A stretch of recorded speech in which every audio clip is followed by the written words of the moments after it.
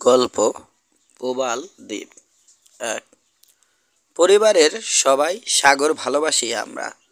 বাবা ছিলেন জাহাজের ক্যাপ্টেন, দাদা ক্যাপ্টেন, তার বাবা অ্যাডমিরাল, মায়ের বাবা ছিলেন জাহাজের মিডশিপম্যান। সোজা কথা, রক্তেই আমার সাগরের নেশা। বাবার সঙ্গে প্রায়ই দীর্ঘ সাগর ভ্রমণে যেত মা। সাগরের প্রতি গভীর ভালোবাসা নিয়ে জাহাজে জন্ম হয়েছে আমার। মধ্য আটলান্টিকে ভয়াবহ এক ঝড়ের রাতে আমার জন্মের পরপরই কাজ থেকে অবসর নিয়েছেন বাবা। ছোটবেলা থেকেই সাগর আমাকে হাতছানি দিয়ে ডাকে, ঘুরে বেড়ায় সাগরের কূলে কূলে। আমার নাম রাল্ফ। ভবঘুরে প্রকৃতি দেখে বন্ধুরা রোভার নামে ডাকতে শুরু করলো। টিকে গেল নামটা, ওদের কাছে হয়ে গেলাম রাল্ফ রোভার। কিসে আমার আকর্ষণ বুঝতে পারলেন বাবা, তাই 11 বছর বয়সেই তুলে দিলেন উপকূলের কাছাকাছি চলাচল করে এমন এক জাহাজে। কেবিন বয়ের চাকরি নিয়ে বেরিয়ে পড়লাম সাগরে। ভালোই কাটে দিন। অবসর সময়ে বুড়ো নাবিকদের মুখে গল্প শুনি। জীবনের বিচিত্র সব অভিজ্ঞতার কথা বলে তারা। দূরসাগরে অভিযানের গল্প শোনায়। মুগ্ধ বিস্ময়ে শুনি কিভাবে প্রবাল ঝড়ের কবলে পড়ে মরতে মরতে বেঁচে এসেছে তারা। রক্ষা পেয়েছে ভয়ঙ্কর বিপদ থেকে। দেখেছে কত বিচিত্র দেশ আর তার অধিবাসীদের। সবচেয়ে ভালো লাগে আমার প্রবাল দ্বীপের কাহিনী। ক্ষুদে প্রবাল কীটের অসামান্য ক্ষমতার কথা শুনে থ হয়ে যায়। দক্ষিণ সাগরের সেসব দ্বীপে নাকি চিরগ্রীষ্ম বিরাজ করে। আবহাওয়া মনোরম, বিচিত্র সব গাছগাছালিতে ভরা দ্বীপগুলো। বছরের সব সময়েই পাওয়া যায় সুস্বাদু ফল। অনেক দ্বীপেই মানুষ বাস করে, তাদের বেশিরভাগই হিংস্র নরখাদক।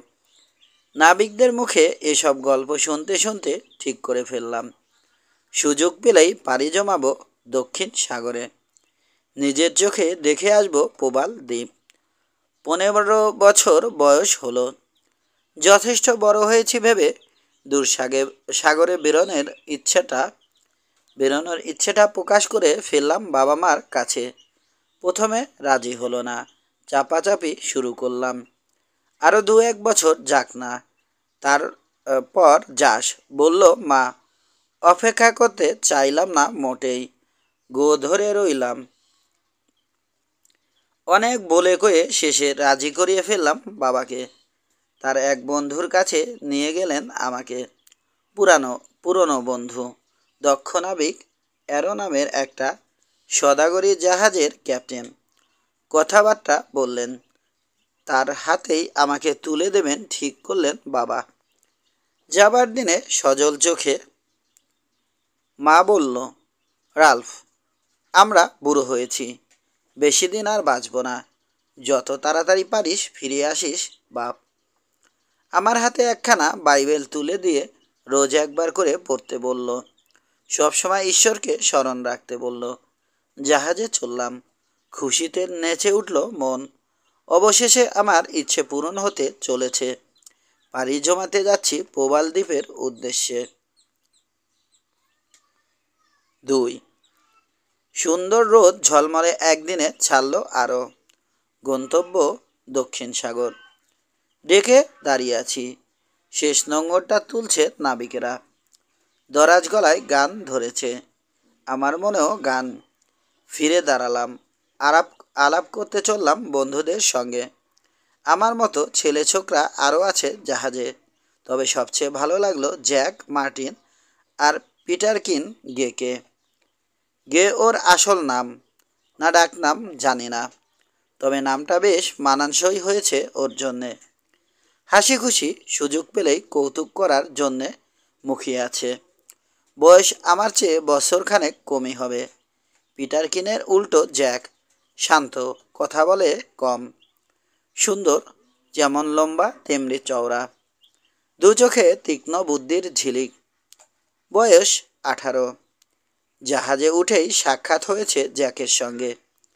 যেচে এসে পরিচয় করেছে। যেন কতদিনের চেনা, এমনিভাবে কাঁধে চাপড় দিয়ে বলেছে, হ্যালো খোকা, এসো এসো, তোমার তোমার শোবার জায়গা দেখিয়ে দিই। আমাকে নিয়ে সিঁড়ি বেয়ে নিচে নামতে নামতে বলেছে, তোমাকে দেখেই ভালো লেগে গেছে আমার। খুব তাড়াতাড়ি একে অন্যের ঘনিষ্ঠ বন্ধু হয়ে উঠলাম আমরা, আমি, জ্যাক আর পিটার কিন। তারপর তিনজনে মিলে যা একখান অ্যাডভেঞ্চার করেছি না, খুলেই বলি সব। যাত্রার প্রথম দিকে বেশ ভালোই কাটলো, তবে বলার মতো তেমন কিছু ঘটল না। কেপ হর্নের দিকে এগিয়ে চলেছে জাহাজ। কেমন যেন ভীত হয়ে উঠল নাবিকেরা। খালি ঝড় তুফানের কথা বলে। ওই কেপ নাকি খুব বিপজ্জনক জায়গা। কেপ হর্নে পৌঁছে গেল জাহাজ। উত্তাল এখানে সাগর, বড় বড় ঢেউ। তবে আমাদের ভাগ্য ভালো, ঝড় এলো না। নিরাপদেই পেরিয়ে এলাম জায়গাটা। পৌঁছে গেলাম প্রশান্ত মহাসাগরে। উষ্ণ ঝিরঝিরে কোমল হাওয়ায় জুড়িয়ে গেল মন প্রাণ। অবশেষে প্রবাল দ্বীপের দেখা পাওয়া গেল। কি যে ভালো লাগলো বলে বোঝাতে পারবো না। জ্যাক আর পিটার কিনও চেয়ে আছে দ্বীপের দিকে, চোখে মুগ্ধ বিস্ময়। ধবধবে সাদা সৈকতের ওপারে সবুজ পাম গাছের সারি, গাঢ় নীল সাগর আর আকাশের পটভূমিতে ছবির মতো ফুটে আছে। আমার মনে হলো স্বপ্ন দেখছি, এত সুন্দর জায়গা আছে পৃথিবীতে। হাতছানি দিয়ে যেন ডাকছে আমাকে দ্বীপটা। ইচ্ছে হলো উড়ে চলে যাই, চিরদিনের জন্যে গিয়ে বাসা বাঁধি ওখানে। শিগগিরই পূরণ হলো আমার বাসনা। গ্রীষ্মমণ্ডলীয় অঞ্চলে প্রবেশ করেছে জাহাজ। এক রাতে উঠল প্রবল ঝড়। বাতাসের প্রথম তরেই উড়ে গেল দুটো প্রধান মাস্তুল। সামনের ছোট মাস্তুলটা দাঁড়িয়ে রইল কোনো মতে। এক নাগারে 5 দিন 5 রাত বইল প্রচণ্ড ঝড়। ছোট নৌকাটা ছাড়া ডেকের উপরে আর কিছুই রইল না। ধুয়ে মুছে সব নিয়ে চলে গেল ঢেউ। পথ হারালো জাহাজ। কোথায় আছে এখন বলতে পারলেন না ক্যাপ্টেন। 6 দিনের দিন দুপুরের আগে সামনে ডাঙা চোখে পড়ল। একটা দ্বীপ, প্রবালের দেয়াল ঘিরে রেখেছে। দেয়ালের ঘেরের মধ্যে লেগুনে পানি শান্ত। ওখানে কি পৌঁছাতে পারবো কোনোভাবে? বাতাসের তেজ কমে নেই এক বিন্দু। দেয়ালের এক জায়গায় সরু একটা ফাটল দেখতে পেলেন ক্যাপ্টেন। ও পথে জাহাজ ঢোকানোর চেষ্টা করলেন তিনি। ফাটলের কাছে পৌঁছে গেছে জাহাজ, ভেতরে ঢুকতে যাবে। এই সময় এসে আছড়ে পড়ল এক বিশাল ঢেউ। ভেঙে ছিঁড়ে নিয়ে চলে গেল হালটাকে। চরকির মতো পাক খেতে লাগলো জাহাজ। বাতাসার ঢেউয়ের খেলায় ব্যস্ত হয়ে গেল। নৌকা নামাও, চেঁচিয়ে আদেশ দিলেন ক্যাপ্টেন। নীরবে আদেশ পালন করল নাবিকেরা। কি ভয়ানক বিপদে বিপদে পড়েছে বুঝতে পারছে। ফুঁসে ওঠা ওই সাগরে ছোট্ট একটা নৌকা কতখানি কি সাহায্য করতে পারবে বুঝতে পারলাম না। রাল্ফ পিটারকিন, বলল জ্যাক, আমার কাছাকাছি থাকবে। কিছু একটা করতেই হবে আমাদের। ওই নৌকা 8 মিনিটও টিকবে না, উল্টে যাবে। তার চেয়ে একটা দাঁড় আঁকড়ে ভেসে থাকা অনেক ভালো। ঢেউয়ের ধাক্কায় হয়তো দেয়ালের ভেতরে গিয়ে পড়ব, বেঁচে যাব। কি বলো? থাকবে আমার সঙ্গে? থাকবো। সঙ্গে সঙ্গে জবাব দিলাম আমি আর পিটার কিন। বুঝতে পারছি বাঁচার আশা নেই। বিশাল ঢেউ ঝাঁপিয়ে পড়ছে দেয়ালের গায়ে, বজ্রের গর্জন তুলে ভাঙছে। মৃত্যুর একেবারে কাছাকাছি চলে এসেছি। সরে গিয়েছিল, আবার দেয়ালের কাছাকাছি চলে এলো অ্যারো। যে কোনো মুহূর্তে বাড়ি লেগে চুরমার হয়ে যেতে পারে। নৌকা নামাচ্ছে নাবিকেরা। হুকুমের পর হুকুম দিয়ে চলেছেন ক্যাপ্টেন। ওই মুহূর্তে ডেকের উপর এসে আছড়ে পড়ল পাহাড় প্রমাণ এক ভয়াল ঢেউ। প্রবাল প্রাচীরের দেয়ালের গায়ে নিয়ে গিয়ে আছড়ে ফেলল জাহাজটাকে। মরাত করে ভেঙে পড়ল অবশিষ্ট মাস্তুলটা। পড়ল নৌকাটার উপর। কয়েকজন নাবিক আর নৌকা নিয়ে অদৃশ্য হয়ে গেল পানির নিচে। আগেই একটা দাঁড় বেছে রেখেছে জ্যাক। পাগলের মতো ছুটে গিয়ে জড়িয়ে ধরলাম ওটা। আমি আর পিটারকিন। মাস্তুলের ছেঁড়া দড়িতে পেঁচিয়ে আটকে আছে ওটা। এত গোল মালের মাঝেও কি করে জানি একটা কুড়াল জোগাড় করে নিয়ে এলো জ্যাক। কোপ মারল। ভীষণ দুলছে জাহাজ। কোপ দড়িতে না লেগে লাগলো দাঁড়ের গায়ে। গভীর হয়ে বসে গেল কুড়ালের ফলা। টানা হ্যাচড়া করেও ছাড়াতে পারল না সে। এই সময় আবার একটা ঢেউ এসে আছড়ে পড়ল জাহাজের গায়ে। পটাপট ছিঁড়ে গেল দড়ি। মুক্ত হয়ে গেল দাঁড়। চোখের পলকে দাঁড়টা আঁকড়ে ধরল জ্যাক। পর মুহূর্তে নিজেকে আবিষ্কার করলাম সাগরে, ঢেউয়ের মাথায়। আরেকটা মুহূর্ত, তারপরই মনে হলো উড়িয়ে নিয়ে যাওয়া হচ্ছে আমাদেরকে। কঠিন কোনো কিছুতে বাড়ি খেলাম। তারপর আর কিছু মনে নেই। জ্ঞান ফিরল। নরম ঘাসের উপর চিত হয়ে শুয়ে আছি। মাথার উপরে ছাতের কার্নিশের মতো ঝুলে আছে এক বিরাট পাথর। পাশে হাঁটু গেড়ে বসে আছে পিটারকিন। ভেজা রুমাল দিয়ে কপাল মুছে দিচ্ছে। কপালের চামড়া কেটে রক্ত বেরোচ্ছে আমার। বন্ধ করতে চাইছে। 3। ধীরে ধীরে মাথা কাত করে তাকালাম এদিক ওদিক। ভয়ানক যন্ত্রণা করে উঠল মাথার ভেতরে। আপনা আপনি বুঝে গেল চোখের পাতা। রাল্ফ। রাল্ফ, কেমন লাগছে এখন? উদ্বিগ্ন কণ্ঠে জিজ্ঞেস করল পিটারকিন। কথা বলো রাল্ফ। শুনতে পেলাম জ্যাকের নরম গলা। কেমন লাগছে এখন? আবার চোখ মেললাম। মুখের উপর ঝুঁকে আছে জ্যাকের মুখ। দু চোখে উদ্বেগ। উঠে বসার চেষ্টা করলাম, কিন্তু উঠতে দিল না জ্যাক। শুয়ে থাকো বলল জ্যাক। শরীর দুর্বল। নাও এই পানিটুকু খেয়ে ফেলো। কাছেই একটা ঝর্ণা আছে, ওখান থেকে এনেছি। টুপিতে করে আনা পানি আমার হা করা মুখে ঢেলে দিল সে ধীরে ধীরে। কথা বলার চেষ্টা করলাম, কিন্তু জ্যাক থামিয়ে দিল আমাকে। এখন কোনো কথা নয়, সব বলবো পরে। জিরিয়ে নাও আগে। কিছুই মনে করতে পারছি না আমি। দুর্বল গলায় বিড়বিড় করলাম। ঠিক আছে, সব বলছি, তবে তুমি কোনো কথা বলবে না। চুপচাপ শুনে যাও বলল জ্যাক। ঢেউয়ের ধাক্কায় ভেসে গিয়েছিলাম সাগরে, এটুকু তো মনে করতে পারছো? বেশ। দাঁড়টা শক্ত করে আঁকড়ে ধরতে পারোনি। ওটার বাড়ি লেগেছে কপালে। দাঁড় থেকে হাত ছুটে গিয়েছিল। পিটারকিনের গলা জড়িয়ে ধরেছিলে। আর একটু হলেই দম বন্ধ করে মেরে ফেলেছিলে আমাকে। কথার মাঝেই বলে উঠল পিটারকিন।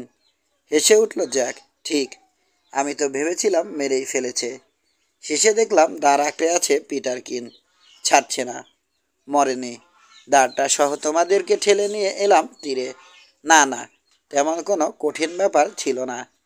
ঢেউ প্রায় উড়িয়ে নিয়ে এসেছিল আমাদেরকে ল্যাগুনের ভিতরে। ওখানে পানি শান্ত। ক্যাপ্টেনের কি অবস্থা? নাবিকেরা? জানতে চাইলাম। জানি না বলল জ্যাক। ঢেউ সরে যেতেই ভেসে উঠল নৌকাটা। ওতে চড়ে বসলো ক্যাপ্টেন আর কয়েকজন নাবিক। ছোট একটা পাল মতো টাঙালো। ওই কম্বল টম্বল দিয়ে হবে হয়তো। জোর বাতাসের ধাক্কায় ছুটে চলে গেল নৌকাটা। মাঝ সাগরে চলে গেছে হয়তো এখন। বাঁচতে পারবে? উৎকণ্ঠা চাপা দিতে পারলাম না। হয়তো পারবে, শান্ত কণ্ঠে বলল জ্যাক। আশেপাশে অনেক দ্বীপ আছে, ওগুলোর কোনোটায় উঠে যেতে পারলেই। আমারও তাই ধারণা, বলে উঠল পিটারকিন। বাঁচবে ওরা, কিন্তু আমাদের কি হবে? জ্যাকের দিকে ফিরল। একটু আগে জাহাজটা দেখতে গিয়েছিলে, কি অবস্থায় আছে? তলিয়ে গেছে। চুপ হয়ে গেল পিটারকিন। কয়েক মুহূর্ত নীরবতা। ভাবছি, জাহাজটা ডুবে না গেলে যন্ত্রপাতি পাতি কিছু পাওয়া যেত, খাবার আর দরকারি অন্যান্য জিনিসও পেতাম। এখন কিছুই নেই আমাদের কাছে, কিচ্ছু না। দ্বীপে সভ্য মানুষ আছে কিনা কে জানে, না থাকলে গেছি, না খেয়ে মরব, কে জানে হয়তো তার আগেই ধরে আমাদের পুড়িয়ে খাবে মানুষ খেকো জঙ্গলিরা। ভাবতে ভাবতেই হঠাৎ চেঁচিয়ে উঠলাম, তার মানে গেছি আমরা? এখনো কিছুই বলা যায় না, বলল জ্যাক। এখানে কি আছে না আছে এখনো জানি না আমরা। হ্যাঁ, মাথা ঝোঁকালো পিটারকিন। হয়তো অনেক বড় অ্যাডভেঞ্চার অপেক্ষা করছে আমাদের জন্যে। হয়তো রবিনসন ক্রুশোর মতোই বাস করব আমরা এখানে। ধরে নিতে পারি এখন এই দ্বীপ আমাদের। জ্যাক, তোমাকে রাজা নির্বাচন করলাম, রাল্ফ প্রধানমন্ত্রী, আর আমি? বাধা দিয়ে বলল জ্যাক। হাসি ঠাট্টা করার সময় এটা নয়, পিটারকিন। ভেবেচিন্তে কাজ করতে হবে এখন। কপালে কি আছে জানি না। এই দ্বীপে সভ্য মানুষ না থাকলে বুনো জানোয়ারের মতো বাঁচতে হবে আমাদের, কারণ কোনো যন্ত্রপাতি নেই সঙ্গে, এমনকি একটা ছুরিও না। না না, আছে আছে, চেঁচিয়ে উঠল পিটারকিন। দেখো। বলতে বলতেই পকেট থেকে ছুরিটা বের করে আনলো, খুদে একটা পেন নাইফ, তাও ফলার মাথা ভাঙা। হ্যাঁ, নেই মামার চেয়ে কানা মামা ভালো, বলল জ্যাক। কিন্তু বসে থাকলে চলবে না, এসো কাজ করতে করতে কথা বলি। কোথায় কী অবস্থায় আছি জানা দরকার, যেভাবেই হোক বেঁচে থাকতে হবে, তারপর দেখা যাবে কতখানি কি করা যায়। 4, প্রথমেই সঙ্গে কী কী আছে তার হিসাব করতে বসলাম। যার যার পকেট হাঁটতে যা পেলাম বের করে সব রাখলাম একটা চ্যাপ্টা পাথরের উপর। আছে খুদে একটা পেন নাইফ, মরচে ধরা মাথা ভাঙা, একটা তামার পুরানো পেন্সিল, ভেতরে শীষ নেই, 6 গজ লম্বা এক টুকরো সরু দড়ি, একটা পাল সেলাই করা সুচ, একটা ছোট টেলিস্কোপ, এছাড়া জ্যাকের করে আঙুলে একটা তামার আংটি, পরনের কাপড় চোপড় আর 3 জনের 3টে রুমাল। এগুলো কোনো জিনিসই হলো না। আমি বলতে চাইছি সত্যিকারের কাজের জিনিস, কিন্তু কি করব, প্রাণটা যে বেঁচে আছে এতেই আপাতত খুশি থাকতে হচ্ছে। আমাদের কাছে জিনিসপত্র যা আছে সেগুলো কি কাজে লাগতে পারে সে পরামর্শ করছি। এই সময় চেঁচিয়ে উঠল জ্যাক, দাঁড়, দাঁড়টার কথা ভুলেই গেছি আমরা, বাদ দাও, বলল পিটারকিন।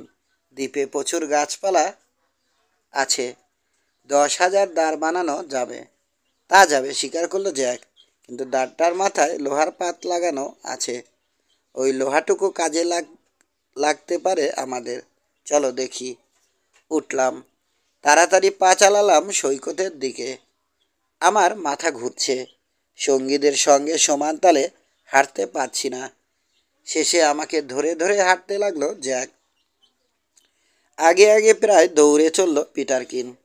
চলতে চলতেই চারপাশে তাকালাম, যতই দেখছি খুশি হয়ে উঠছে মন। টিলাটক্কর আর পাহাড়ের ঢালে উপত্যকায় জন্মে আছে সুন্দর গাছপালা আর ঝোপঝাড়। নারকেল ছাড়া আর একটা গাছও চিনতে পারলাম না। জ্যান্ত নারকেল গাছও এই প্রথম দেখলাম, এর আগে দেখেছি শুধু ছবিতে। হঠাৎ শোনা গেল পিটারকিনের চিৎকার, জলদি জলদি এসো, দেখে যাও। বানরের মতো লাফাচ্ছে পিটারকিন, সৈকতে পড়ে থাকা কিছু একটার দিকে চেয়ে আছে। সব কিছুতেই মজা পায় ও, আশ্চর্য ছেলে, বলল জ্যাক। আমার হাত ধরে টান দিল, তাড়াতাড়ি এসো তো দেখি কি দেখে এত খুশি ও।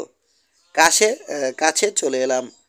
লাফানো থেমে গেছে পিটারকিনের, নিচু হয়ে কিছু একটা ধরে টানছে। আরও এগিয়ে দেখলাম দাঁড়ের গায়ে গেঁথে আছে এখনো কুড়ালটা, যেটা দিয়ে দড়ি কাটার চেষ্টা করেছিল জ্যাক। এতই শক্ত হয়ে গেঁথেছে ঢেউয়ের আঘাতেও খুলে পড়ে যায়নি। দারুণ, চমৎকার, চেঁচিয়ে উঠল জ্যাক। আমার হাত ছেড়ে দিয়ে ছুটে গেল ও। পিটার কিনকে বলল, দেখি সরো, আমি খুলছি। দাঁড়টা পা দিয়ে চেপে ধরল জ্যাক। তারপর কুড়ালের হাতল ধরে দিল হ্যাঁচকা টান। খুলে এলো কুড়াল। এটা হাতে নিয়ে কুড়ালটা দেখতে দেখতে বলল জ্যাক, হাজারটা ছুরির চেয়েও বেশি কাজ দেবে। ফলাটা দেখেছ কীরকম চকচকে আর কি ধার। কুড়াল আর দাঁড়টা নিয়ে আবার আগের জায়গায় চলে এলাম আমরা, যেখানে যেখানে পাথরের উপর জিনিসপত্রগুলো ফেলে রেখে গিয়েছিলাম। চলো, জাহাজটা যেখানে ডুবেছে সেখানে যাই এখন, প্রস্তাব দিল জ্যাক। হয়তো আরও কিছু পেয়ে যেতে পারি ওখানে। গেলাম। সাদা বালিতে ঢাকা সৈকত পেরিয়ে এসে দাঁড়ালাম পানির ধারে। খানিক দূরেই প্রবালের দেয়াল, ওতেই ধাক্কা খেয়ে ভেঙে গেছে জাহাজ। না, কিচ্ছু পেলাম না, কিছুই ভেসে নেই পানিতে। সৈকতে এসে পড়েনি কোনো কিচ্ছু। বিকেল গড়িয়ে গেছে, ক্যাম্পে ফিরে চললাম। ক্যাম্প মানে যেখানে পাথরের উপর রেখে এসেছি জিনিসপত্রগুলো। তাড়াতাড়ি কয়েকটা পাতাওয়ালা ডাল কেটে নিলাম। খুঁটির অভাব নেই।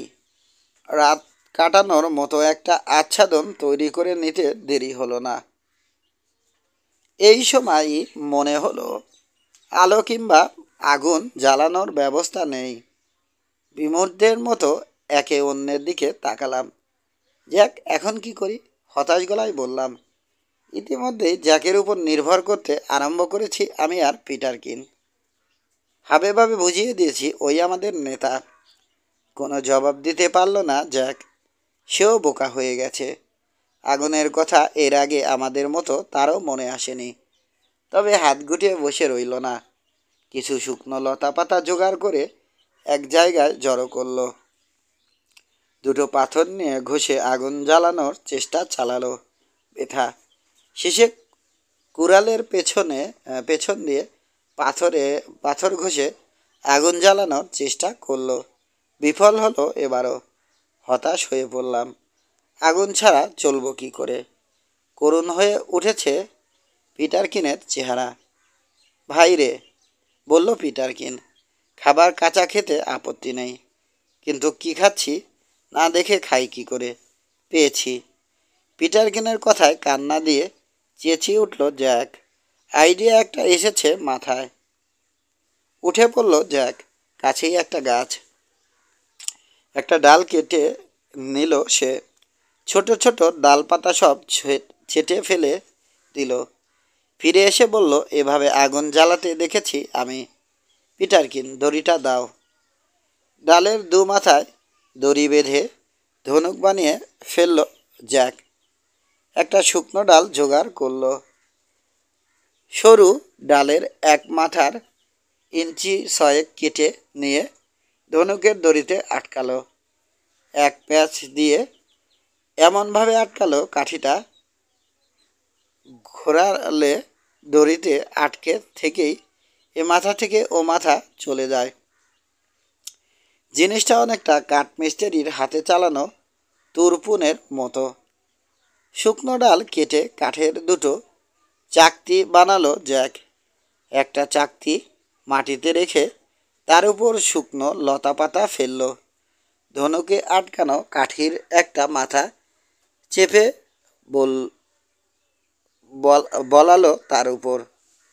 বসালো তার উপর। অন্য মাথা দিয়ে নিজের বুকে ঠেসে ধরল আরেকটা চাকতি। এইবার তুরপন চালানোর মতো করে ধনুকটা আগে পিছে করতে লাগলো জোরে জোরে। কাঠের সঙ্গে কাঠির ঘষায় প্রচণ্ড তাপ সৃষ্টি হলো। ধোঁয়া উঠতে লাগলো শুকনো লতাপাতা থেকে। হঠাৎ দপ করে জ্বলে উঠল আগুন। আনন্দে হাততালি দিয়ে উঠলাম আমি আর পিটারকিন। আগুন জ্বলল বটে, কিন্তু পুড়িয়ে খাবার মতো কিছু নেই। আশেপাশে অনেক নারকেল গাছ। প্রচুর নারকেল পড়ে আছে মাটিতে। পিটারকিনকে সঙ্গে নিয়ে উঠে গেল জ্যাক। কয়েকটা নারিকেল নিয়ে ফিরে এলো, কাঁচা এবং শুকনো দু রকমেরই। একটা কাঁচা নারকেল তুলে নিল জ্যাক, কুড়াল দিয়ে কেটে ফেলল নিচের চোখা অংশটুকু। ভাঙা ছড়ির ফলা ঢুকিয়ে দিতেই ছিটকে বেরোলো পানি। একটা ছ্যাদা করে ফেলে নারকেলটা আমার দিকে বাড়িয়ে দিল সে। নাও, খেয়ে দেখো, কাঁচা নারকেল ডাব বলে। তুমি জানলে কি করে? নারকেলটা নিয়ে বললাম, বই পড়ে। আগুনের পাশে বসে চমৎকার খাওয়া হলো ডাবের পানি আর শুকনো নারকেল। পেট ভরতেই চেপে ধরল এসে ভীষণ ক্লান্তি। ঘুমে জড়িয়ে এলো চোখের পাতা। গত 6 দিন 6 রাত ঘুমোতে পারিনি। মরার মতো ঘুমালাম সে রাতে। 5। সুন্দর এক সকাল, সোনালি রোদ, নারকেল পাতার ফাঁক দিয়ে চোখে পড়ছে গাঢ় নীল আকাশ। পরিষ্কার, একরত্তি মেঘ নেই। সবে ঘুম ভেঙেছে আমার। চিত হয়ে শুয়ে আছি পাতার বিছানায়। ঘাড় ঘোরাতেই চোখে পড়ল ছোট্ট সবুজ টিয়েটা। পিটার কিনের মাথার কয়েক ইঞ্চি উপরে খুঁটির ডালে বসে আছে। ঘাড় কাত করে তাকাচ্ছে, একবার এপাশের চোখ দিয়ে, একবার ওপাশের। এত মনোযোগ দিয়ে কি দেখছে পাখিটা? পিটার কিনের দিকে চোখ ফেরালাম। ও, এই ব্যাপার। হাঁ করে ঘুমিয়ে আছে পিটার কিন। ওর মুখের ভেতরটা তাজ্জব হয়ে দেখছে টিয়ে। পিচিক করে যদি এখন মলত্যাগ করে টিয়েটা, পড়বে গিয়ে পিটার কিনের একেবারে মুখের ভেতর। কথাটা মনে পড়তেই হো হো করে হেসে উঠলাম। ভরকে গিয়ে তীক্ষ্ণ গলায় চেঁচিয়ে উঠল টিয়ে। চমকে চোখ মেলল পিটার কিন। আটকে উঠে উড়ে চলে গেল পাখিটা। দুষ্টু পাখি। নারকেল গাছে গিয়ে বসা টিয়েটার উদ্দেশ্যে মুঠো পাকালো পিটার কিন। হাই তুলল, চোখ রগড়ালো। কটা বাজে? আমার দিকে ফিরে জিজ্ঞেস করলো পিটার কিন। কি জানি, ঘড়িগুলো তো সব পানিতে ঘড়িগুলো তো সব পানির তলায়। বললাম, সূর্য উঠেছে খানিক আগে, এটুকুই বলতে পারি। ধীরে ধীরে মনে পড়ল যেন পিটার কিনের কোথায় রয়েছে। তাকালো সবুজ গাছপালা নীল আকাশের দিকে। ঝোপঝাড়ের ভেতর দিয়ে চোখে পড়ল রোদ ঝলমলে নীল সাগর। চেঁচিয়ে উঠল হঠাৎ পিটার কিন। বেরিয়ে গেল পাতার আচ্ছাদনের তলা থেকে। লাফিয়ে উঠে দাঁড়ালো। হ্যাঁচকা টানে খুলে ফেলল গায়ের সব জামা কাপড়। তারপর ছুটল সাদা সৈকতের দিকে। চেঁচামেচিতে ঘুম ভেঙে গেছে জ্যাকের। উঠে বসে চারদিকে তাকালো, চোখে সতর্ক দৃষ্টি।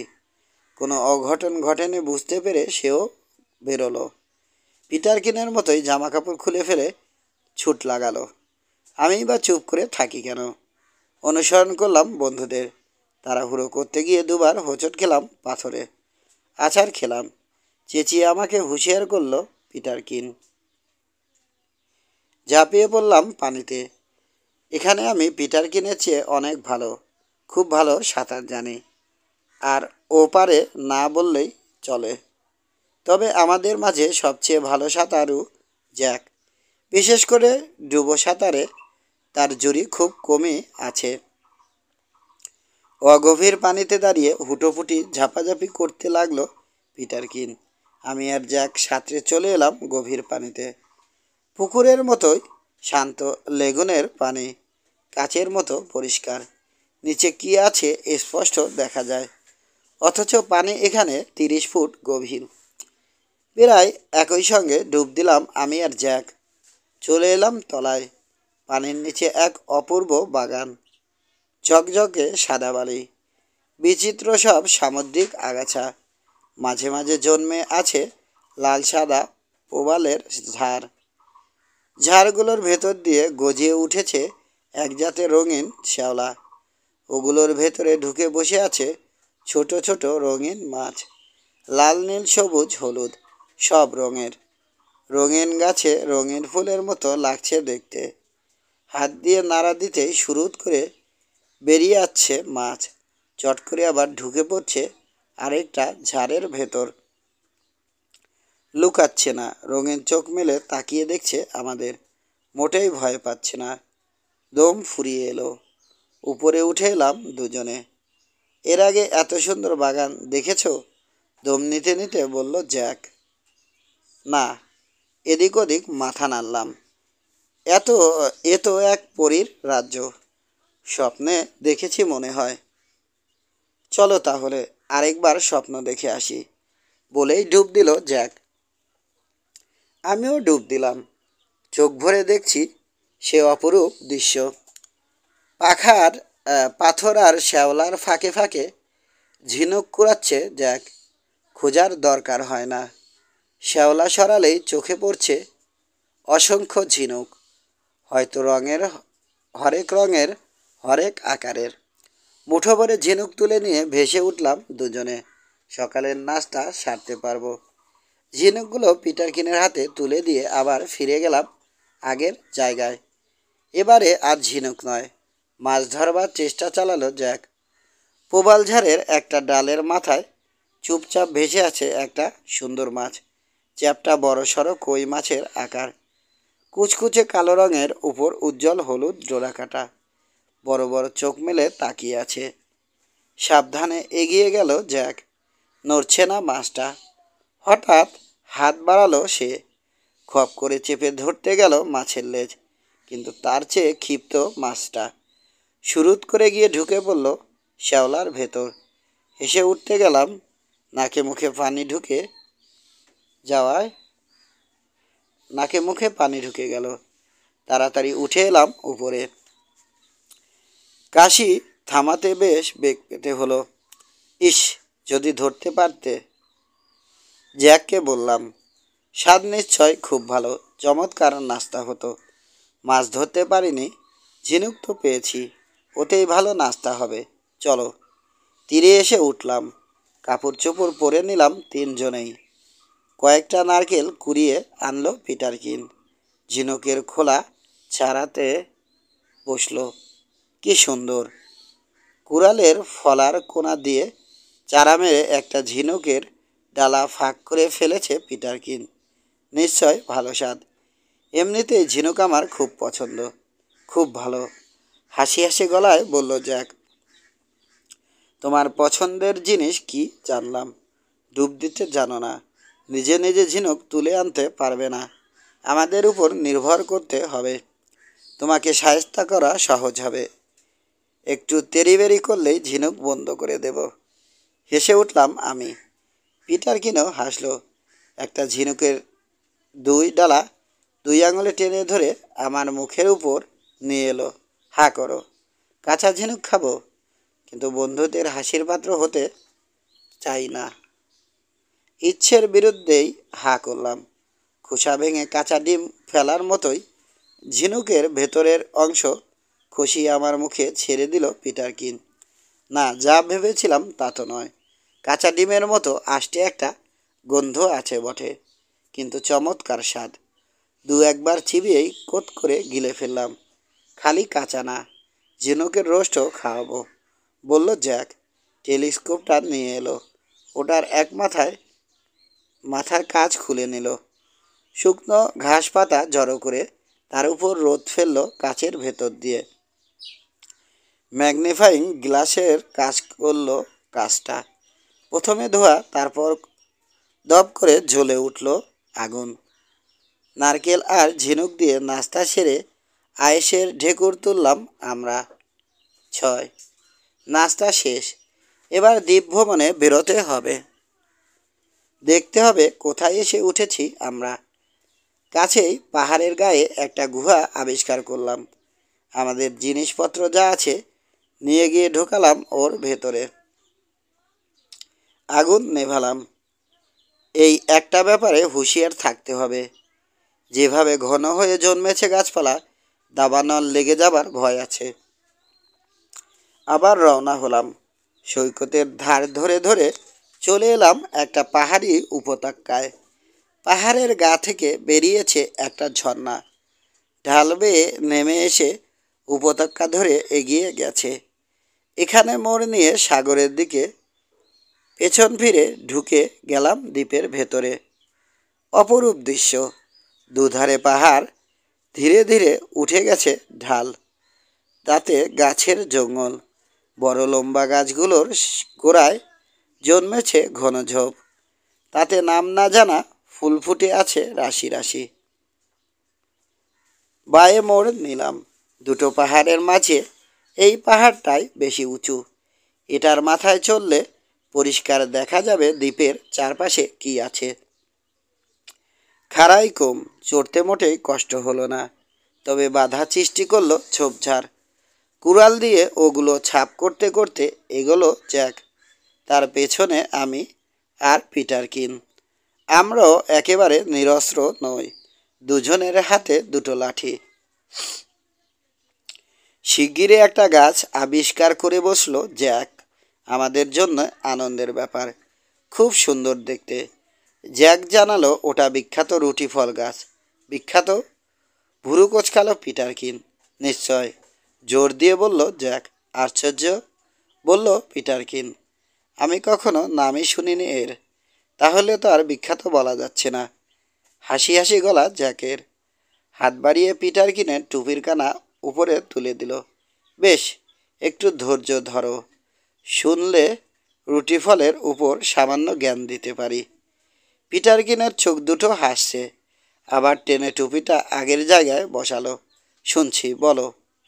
দক্ষিণ সাগরের দ্বীপগুলোর একটা অতি মূল্যবান গাছ এই রুটি ফল, বলল জ্যাক।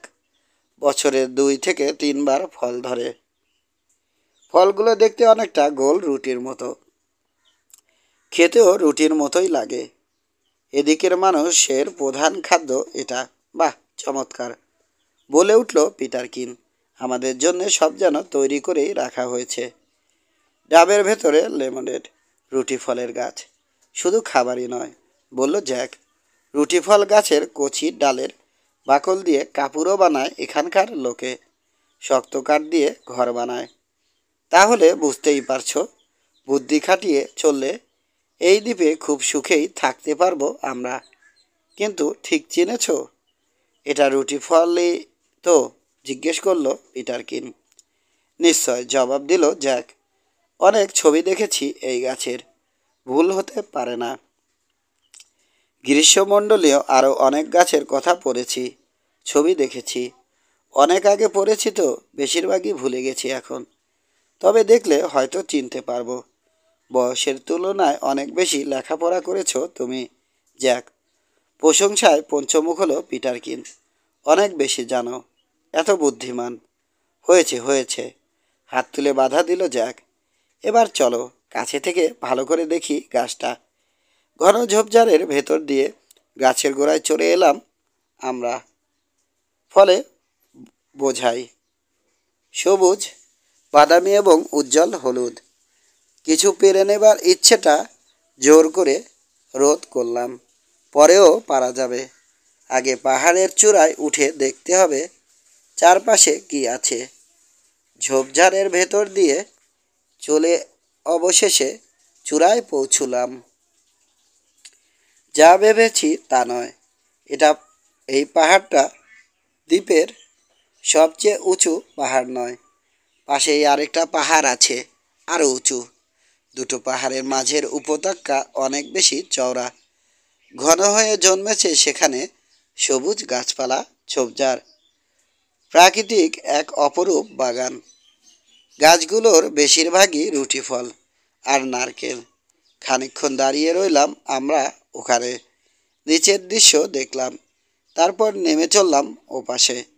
সুন্দর ওই উপত্যকাটা পেরিয়ে এসে পৌঁছলাম বড় পাহাড়টার গোড়ায়। উঠতে শুরু করলাম ঢাল বেয়ে। 7। ঘন ঝোপঝাড় কেটে এগোতে গিয়ে একটা অদ্ভুত জিনিস আবিষ্কার করে বসলাম। বিরাট এক গাছের গুড়ি। গাছটা কেটে নেওয়া হয়েছে ধারালো অস্ত্র দিয়ে। দেখে মনে হলো কুড়ালের কাঁটা। তার মানে দ্বীপে আমরাই প্রথম মানুষ নই। কে সে? সভ্য না অসভ্য নরখাদক? ভাবনাই পড়ে গেলাম। কুড়িটা শ্যাওলায় ঢেকে আছে, বোঝাই যাচ্ছে অনেক আগে কাটা হয়েছে ওই গাছ।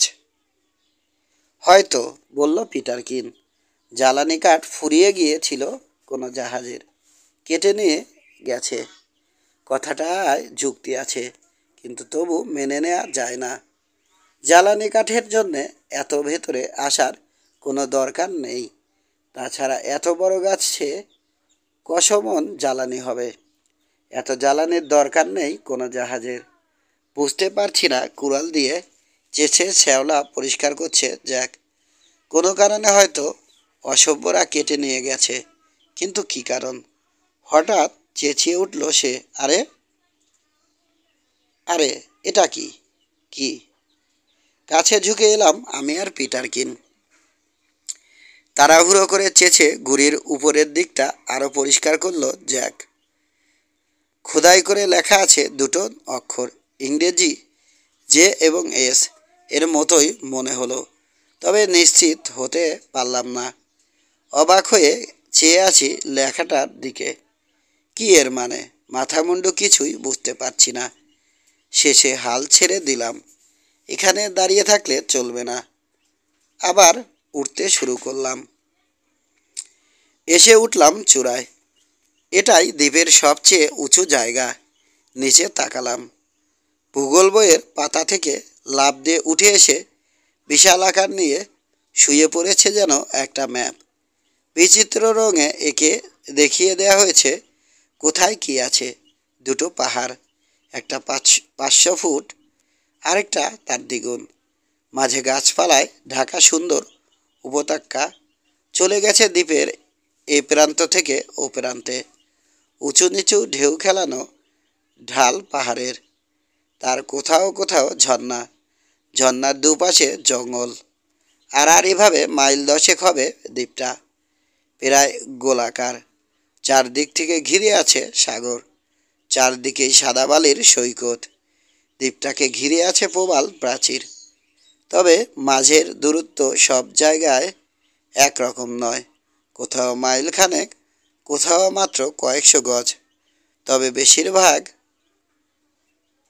জায়গাটাতে সৈকত থেকে প্রাচীরের ফেরাক আধা মাইলের মতো। পুরো দেয়ালে মোট তিনটে ফাটল, খোলা সাগরে বেরোনোর পথ। তিনটে পথকে তিনটে বিন্দু ধরে রেখা টেনে যোগ করে দেয়া গেলে প্রায় সমবাহু একটা ত্রিভুজ হয়ে যাবে। আমরা যে উপত্যকায় বাসা বেঁধেছি সেদিকে একটা পথ, জাহাজ ডুবি হয়েছে ওদিকে, তাই উপত্যকাটার নাম দিলাম জাহাজ উপত্যকা। প্রবাল প্রাচীরের উপরটা সমান, চওড়া নয়। কোথাও মাত্র কয়েক গজ, আবার কোথাও শখানেক গজ। ঝোপঝাড় জন্মে আছে। দুটো ফাটলের দুধারে ঝোপ আছে।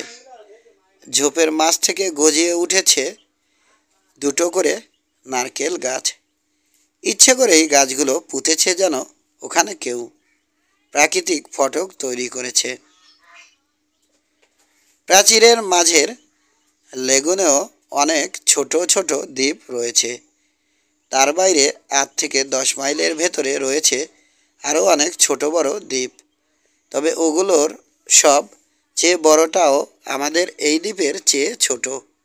সবটাই প্রবালে তৈরি, পানি থেকে সামান্য উঁচু।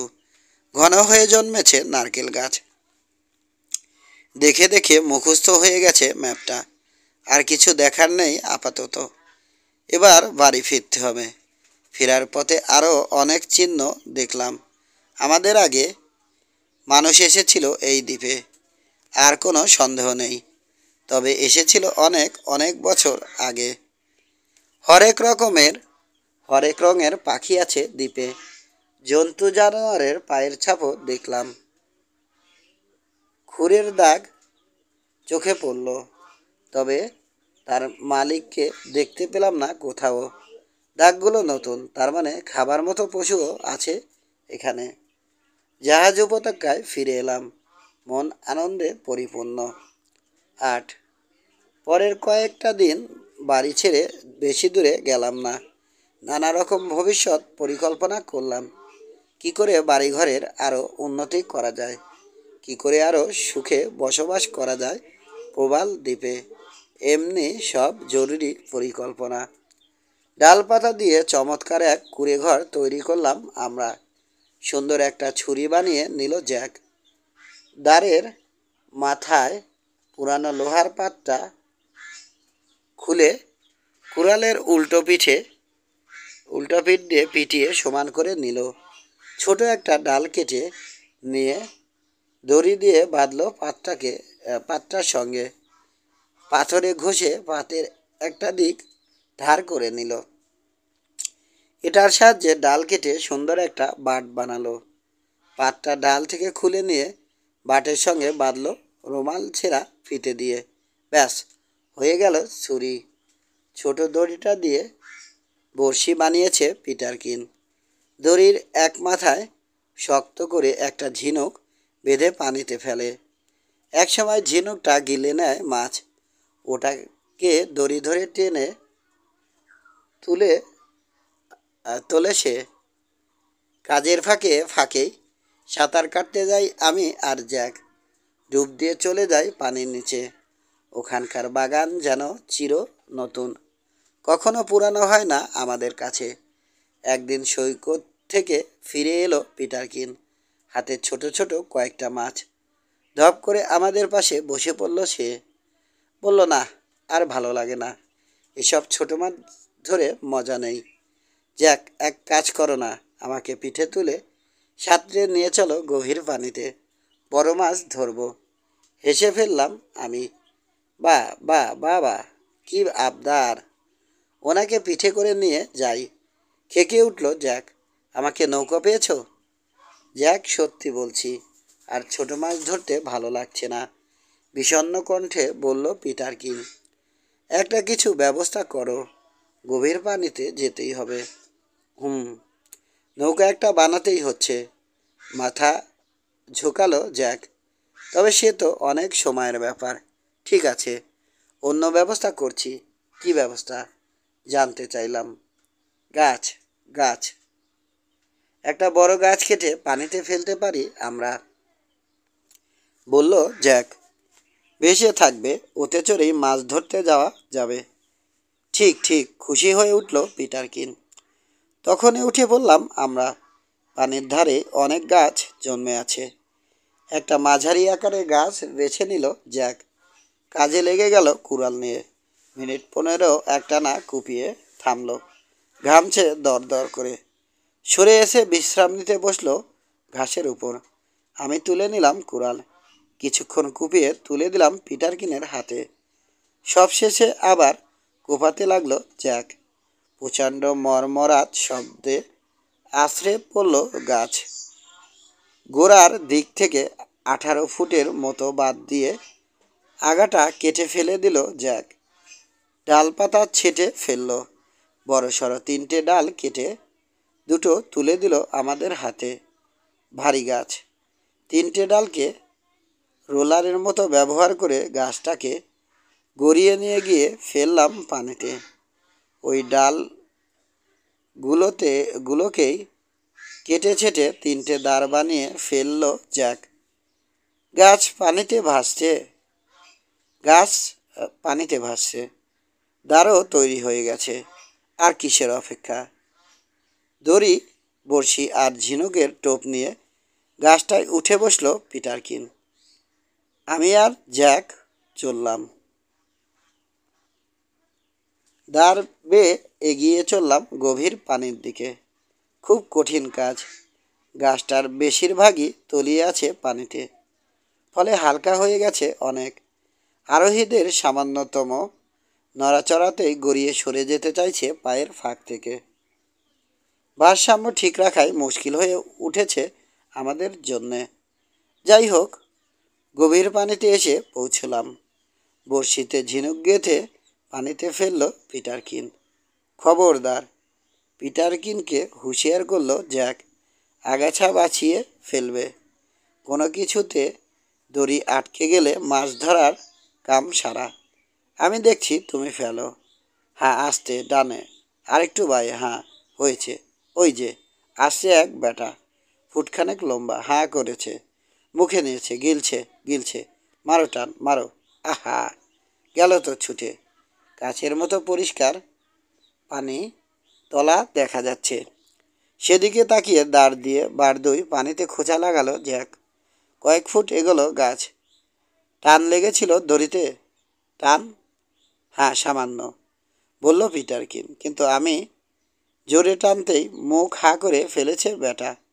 ঝিনুকটা বেরিয়ে চলে এসেছে। আসলে গিলেই নেই। পরের বার সময় দেবে গেলার, উপদেশ দিল জ্যাক।